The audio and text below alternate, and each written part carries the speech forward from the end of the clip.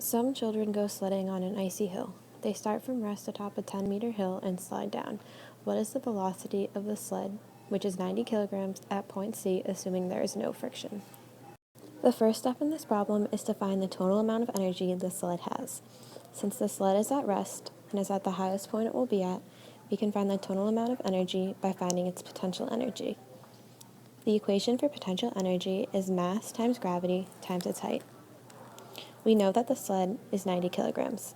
We also know that the sled is at a height of 10 meters. Knowing that information, we multiply 90 kilograms times 9.8 meters per second squared times 10 meters.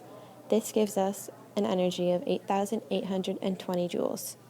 We do not need to find the kinetic energy, so the total energy is 8,820 joules. We do not need to find the kinetic energy because the sled is not in motion. The second step to solving this problem is to find the amount of potential energy and the amount of kinetic energy the sled has at point C. We will first find the amount of potential energy the sled has at point C. We'll use the same equation as we used in the last step, which is potential energy equals mass times the constant of gravity times its height. The sled is still 90 kilograms. The constant of gravity is still 9.8, but the sled is at a height of 3 meters.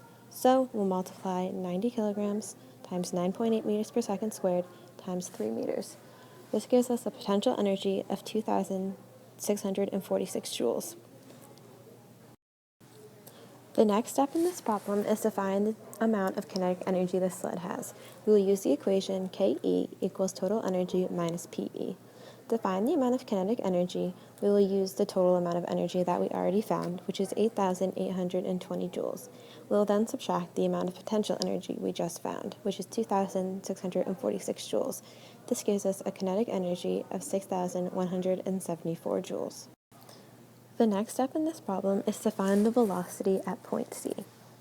The equation for kinetic energy is 1/2 times the mass times the velocity squared. We know that the total kinetic energy, as we found in the previous step, is 6,174 joules. We also know that the sled is still 90 kilograms. The first step in finding velocity is to divide each side of the equation by 90 kilograms.